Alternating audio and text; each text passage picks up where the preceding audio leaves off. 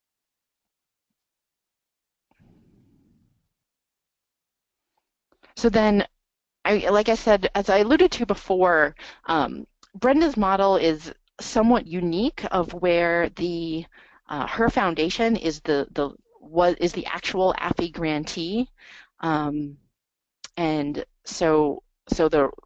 role that she's doing is applying for and managing the AFI grants, and so that's and so she partnered obviously with the United Way of Collier County. So I think probably what's slightly more, and she's also obviously providing the non-federal cash contribution.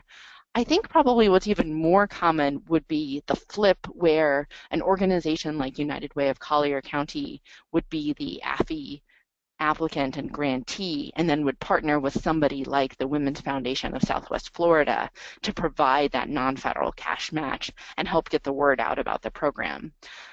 What Brenda's experience shows is that one model is not preferable over another. Both models can work, and the Office of Community Services is interested in seeing how either model would work.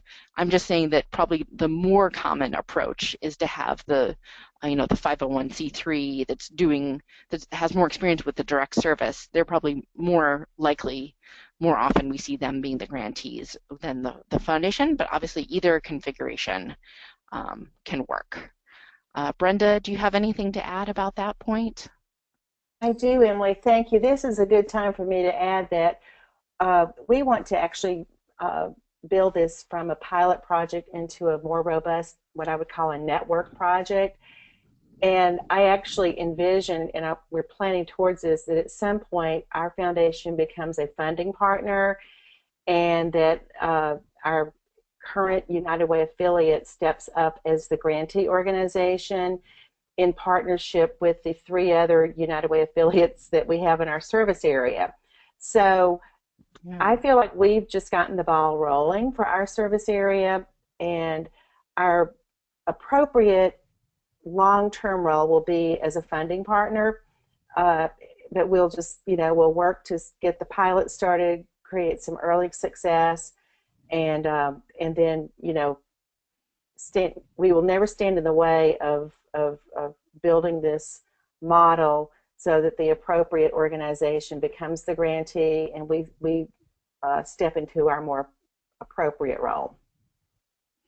Yeah, I'm really glad that you said that, because I think that's a great role for the foundation, is kind of like you're taking on kind of the learning curve and the early steps, maybe painful early steps of figuring out things like how the data management system needs to work and putting together the partnerships. You're making that initial investment now, and then your United Way partners, across the area can leverage that.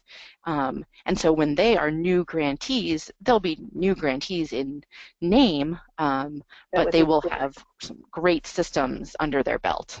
Right. So that's very cool. That's great.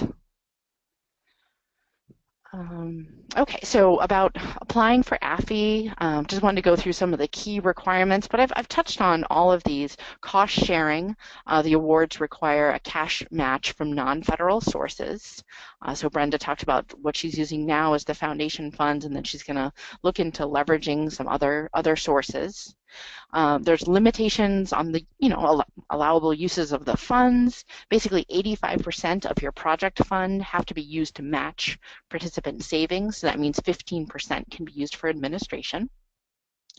In terms of what are the qualified expenses that participants can use it for, again, it's first home, business, or post-secondary education or training. You don't have to offer all 3 of those. If you think that post-secondary education is really the sweet spot that your participants are going to be interested in, then you can totally focus on that. And then there's the requirement to obviously match participant savings. And so you have to set a savings period, a cap on the amount of match you'll offer, and partner with your financial institution. So basically that's just saying you have to set up these IDA accounts, but that's kind of a given. So when I talk to organizations about whether or not they think that they would be a good fit for the AFI project, for the AFI program, these are some of the questions that I ask them to think about, both their organization itself and then also their service area and the target population they want to serve. So do they have experience administering AFI projects or other similar programs? So, definitely if somebody has operated a VITA program, I think that's a great sign. If they're a CDFI, they got them that certification. But really, anytime you're doing financial capability work or anything that requires case management to help people set goals and then follow through with them, where those goals can take months or even years to achieve, that's the kind of experience that I think is helpful here. You have to have the capacity within your organization to implement a project, but it can involve partners. So we know that Brenda was really smart and she went out and recruited partners to help her implement the project. Do you have resources available for the project? So that's both the non-federal cash contribution and then anything more that you may need to operate the project. It's good if you have experience with helping low-income populations attain home ownership, education, or business purchase, but it's not 100%, not strictly speaking, necessary.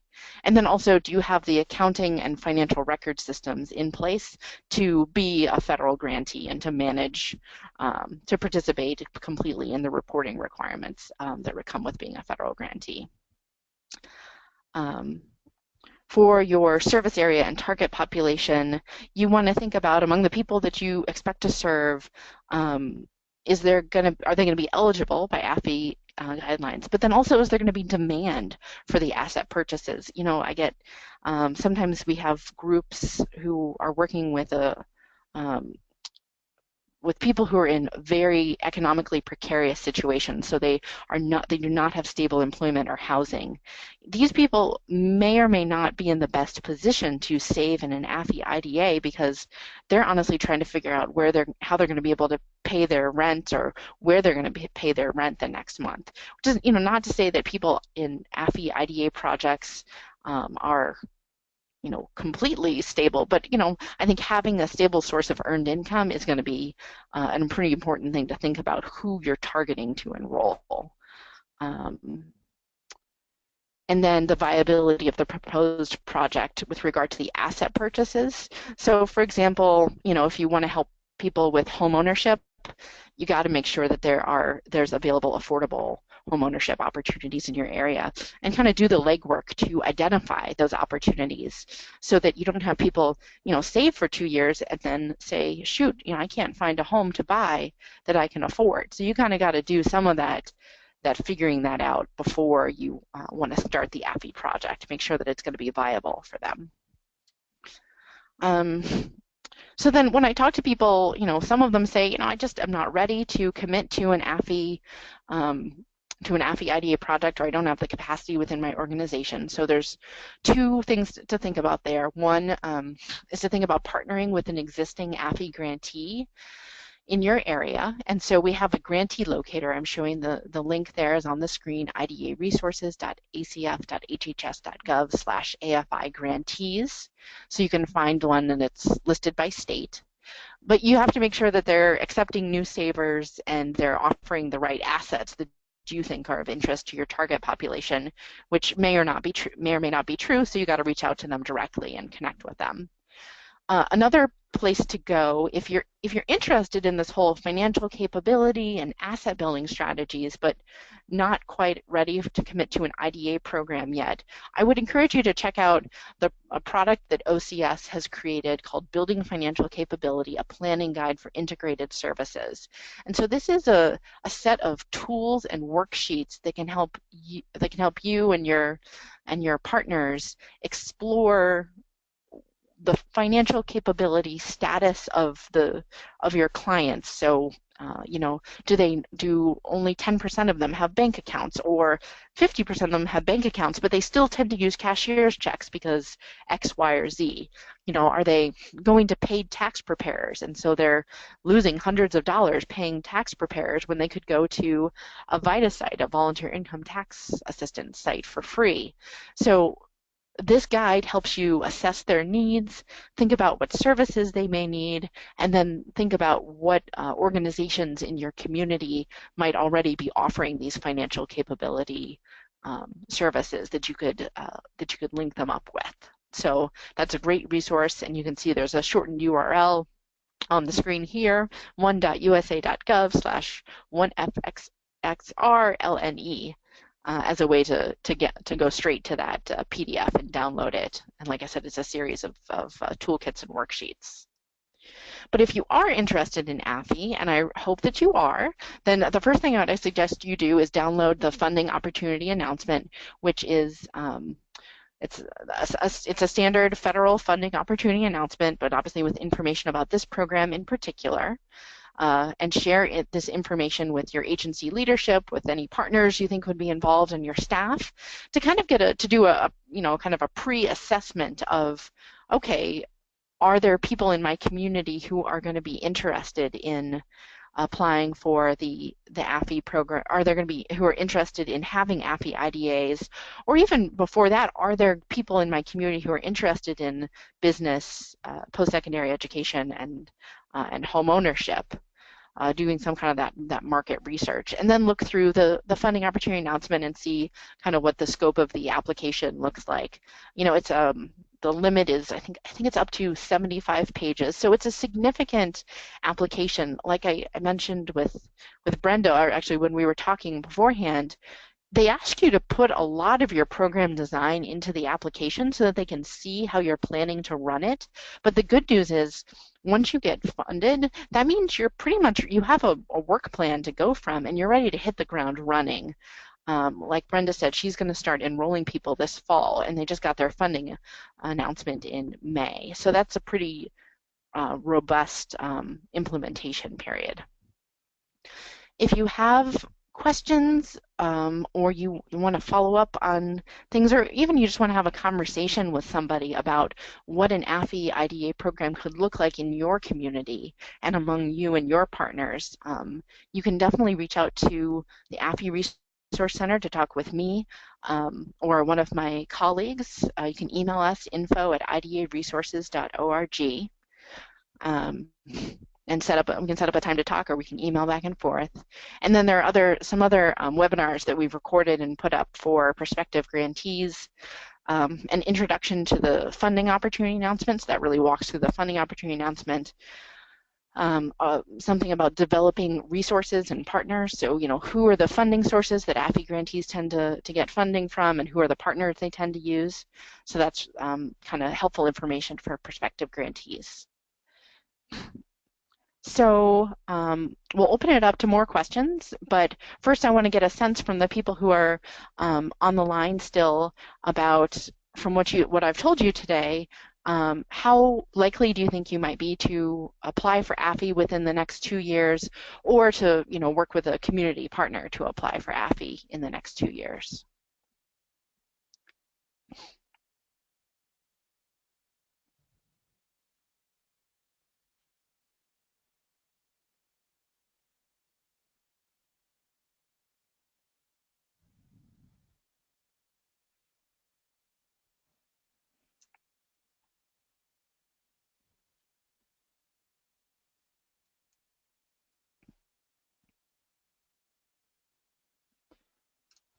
Okay, great. So it looks like we have about half of you are saying that you're just not sure, and then it looks like about a third of you are saying, yeah, it seems it's likely that we could want to apply, and then a handful are saying they're extremely likely. So folks in all three of those categories, I definitely hope to hear from you and connect with you over the next couple of months. The next application deadline is going to be October 11th. So that is about 2 months away. So you could either, so you can definitely plan towards that one. That's pending funding ability for the AFI program, which just means that Congress has to pass the federal budget for 2017, but that's something they tend to do every year, so we're not really too worried about that. If you think October is too tight of a timeline for you, then you can also consider the next application deadline, which is set for April 2017. So that does give you some more time to plan out a project if the October deadline is too soon. And then, like I said, we tend to have 2 application cycles every year. So again, the AFI Resource Center is your access point for information about the AFI program. The website is at idaresources.acf.hhs.gov. And the help desk, you can reach us by email, info@idaresources.org or 866-778-6037. So with that, let me turn it back to Karia to see if we have any questions, and just to say thank you everyone for your involvement and interest, and I hope that you're excited about AFI IDAs and helping women and girls purchase homes, start businesses, and invest in post-secondary education. Well, it looks like all the information is being digested right now, and folks are a little quiet with the questions, but I want to thank everyone, and especially Brenda and Emily, for joining us today. And it was a really nice way, a really good conversation to listen to. Great dialogue. Thank you everyone for the questions. And we'll keep the webinar going for another 5 minutes or so in case you have questions or you're with your colleagues and you're having a conversation and something comes up. But as Emily mentioned, there's a ton of resources available. You can always email the help desk at info@idaresources.org. My email, Emily's email, and Brenda, we're all open for questions or just follow-up information. So please don't hesitate to get in touch with us. And as I mentioned, we recorded the webinar. So if you want to take a second or third or fourth listen, you are more than welcome to do that. We'll have that up on the Women's Funding Network website in the next 24 hours or so. So look out for that. And yeah, still time to ask some questions. Any burning questions out there?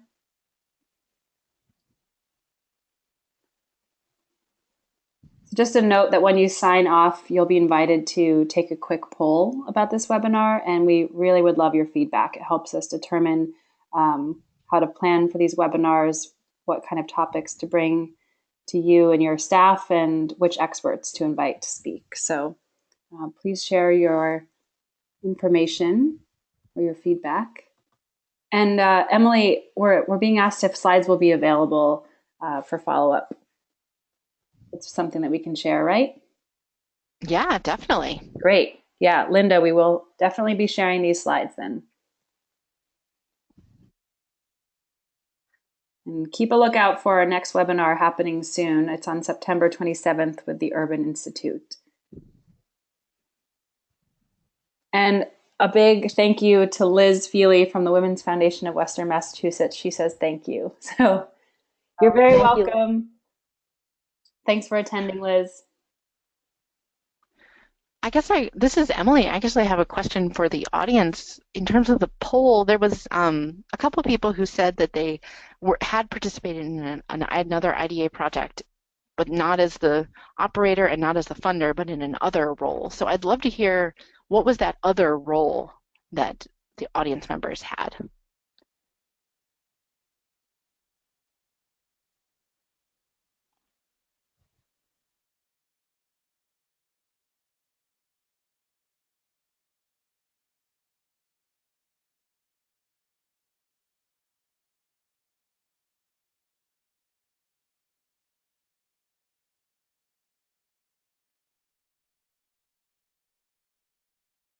For any audience members still on the line who said that they had a role that was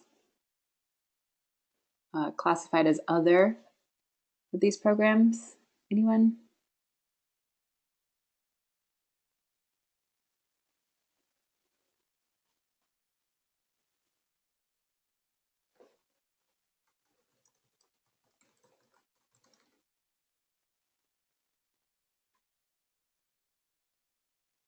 Emily, I'm not hearing from anyone, so maybe those people signed off already.